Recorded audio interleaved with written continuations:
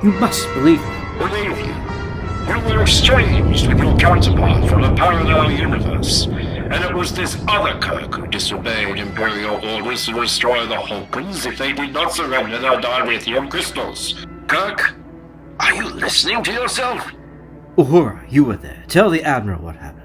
I'm sure I don't know what you mean, Captain. There was a moment of dizziness, as if I didn't know where I was, and then we were all in the transporter room. What? You know that's not true. I order you. Tell Admiral Mendez what happened. But that's exactly what I just did, Captain. Tell him, or I'll swear I'll throw you in the booth myself. Kirk, stop. Security, seize him. Come along quietly now, Captain. No! Oh! Traitorous dogs! I'll see you all burn in hell. Kirk's next actions were captured by the security cameras. Mendez unintentionally gave Kirk a few extra minutes by ordering no alarm be raised. He wanted Kirk taken alive, not assassinated by some aggrieved crewman who saw his chance. That gave Kirk the time he needed to get to the Tantalus device hidden in his cabin, the device about which you had told me. Scott, Spock was right. Starfleet didn't buy Kirk's story of what happened to us. If we don't back him, like Spock said, this is our chance to eliminate the captain. At that moment, Kirk must have believed himself invincible. He began a swift campaign of revenge on those who had betrayed him.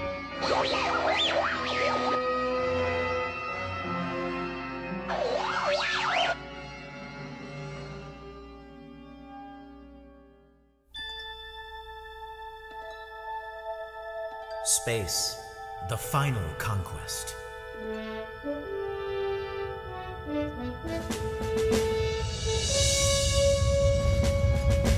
These are the voyages of the Starship Enterprise. Its continuing mission, to discover and subjugate strange new worlds, to advance our dominion and vanquish all who stand against us, to conquer the galaxy for the glory of the Empire.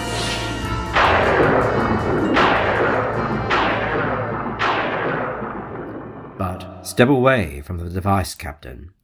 Shoot him, Spock. It's your only chance. Spock and Marlena. I knew about Commander Kenner, but I had no idea. So, this game is yours, Spock. You alone, or you and Mendez together? This is not a game, Captain. I communicated to the Admiral that you might have an outlandish defense of your actions. Your removal as captain is the first link in a long chain that may save this galaxy from ruin. Really, Spock, I had no idea I was so important to the future of the galaxy. Not you, Captain. This ship. With the right crew, and, if I may say, the right captain. Mr. Spock! Mr. Uhura! She and I were talking, and suddenly the communications link was broken.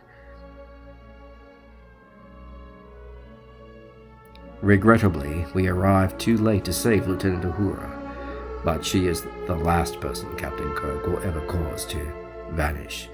You still can't win, Spock. My personal guard are loyal to me, and me alone. Is that correct, Mr. Farrell? We are loyal to the captain, Mr. Spock, not the man who holds that rank.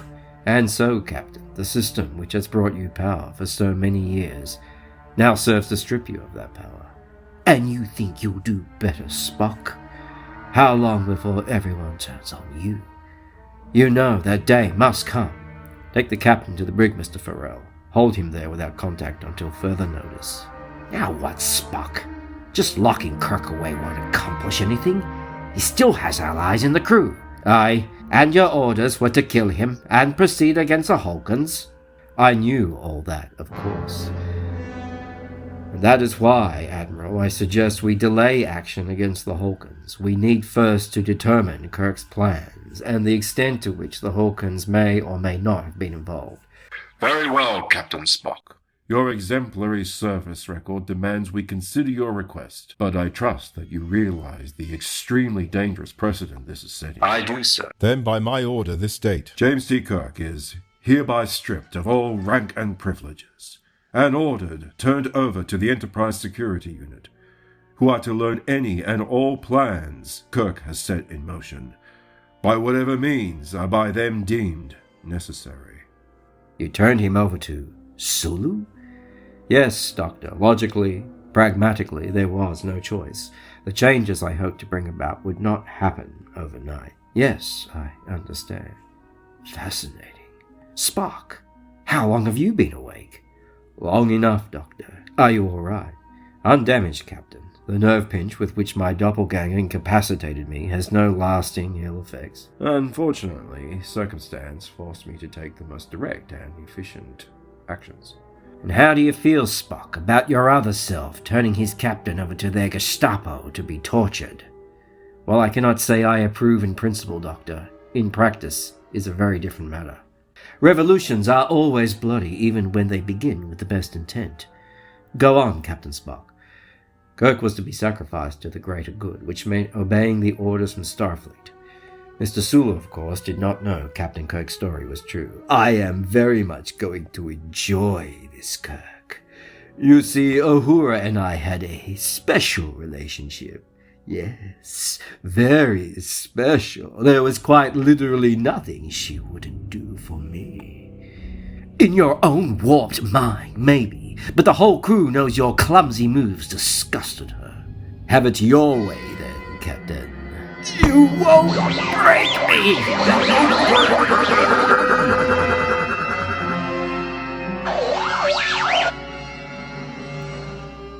16 hours in the booth, Captain, and he shows no sign of changing his story.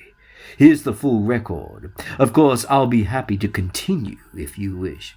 No, return the prisoner to the brig tomorrow. Dr. McCoy can try some of his more subtle persuasions. But there was an unexpected development. Mr. Spock, this is not what I agreed to. Taking over the ship, even turning her into a freebooter. We're all game for that if there's a profit to be turned. But this is just senseless cruelty. And are any of us strangers to that, Mr. Scott?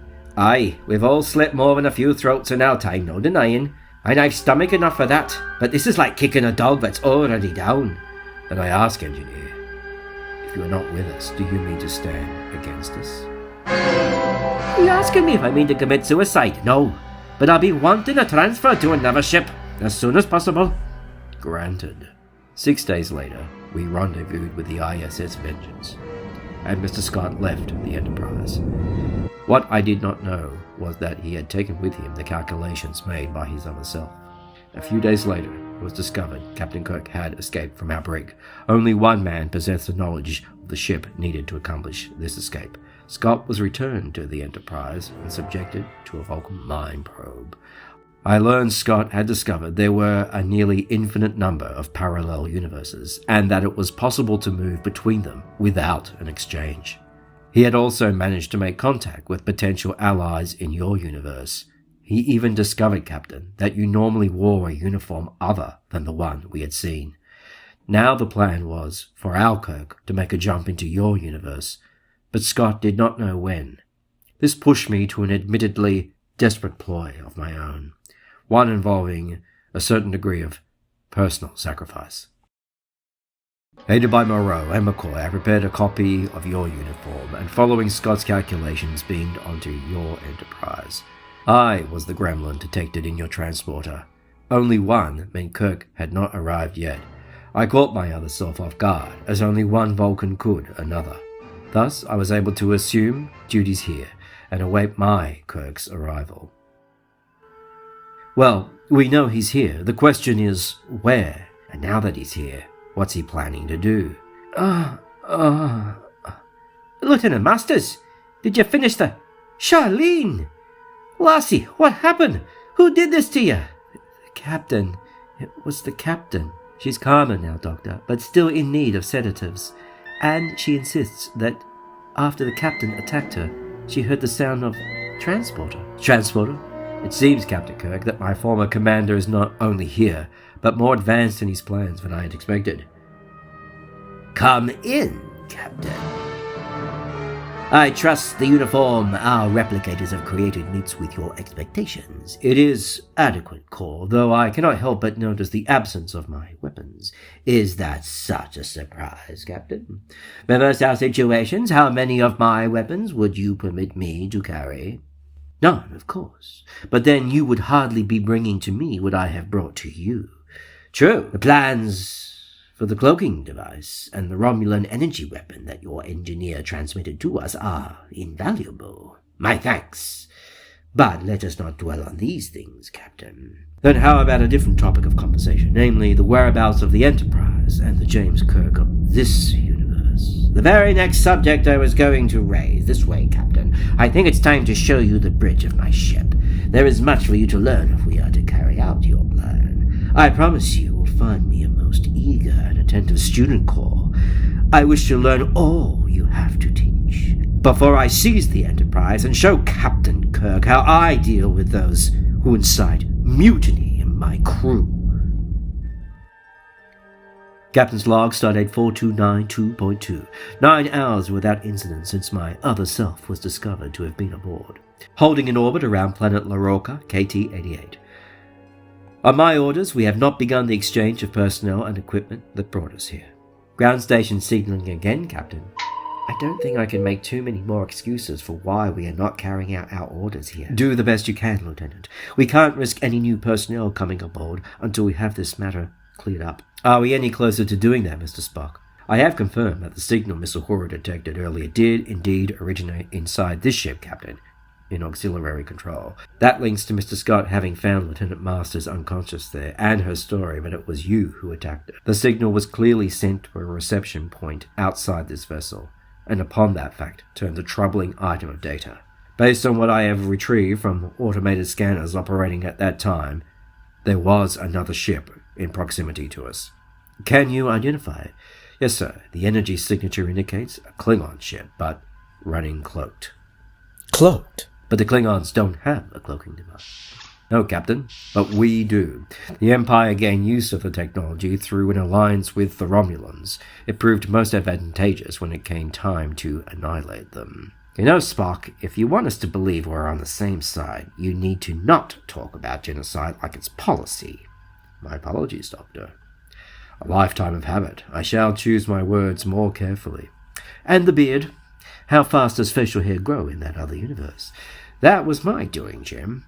I applied a cellular growth accelerator we use in wound repair. I thought it might lessen the confusion.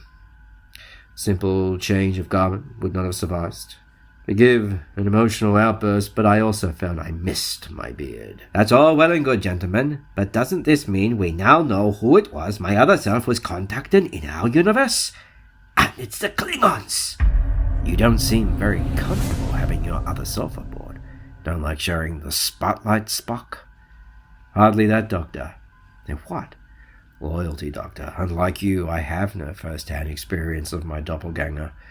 But loyalty is of great importance to the Vulcan people.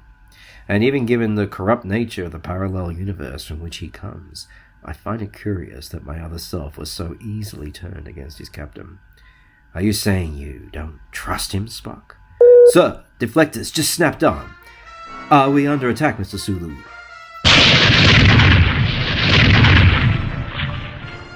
I would say that qualifies as a yes, Captain. Get us out of orbit, Mr. Sulu. Warp 1, as soon as we're a safe distance from the planet. Aye, aye, Captain. Leaving orbit on maximum impulse. Sir! Sir, detecting another energy blast.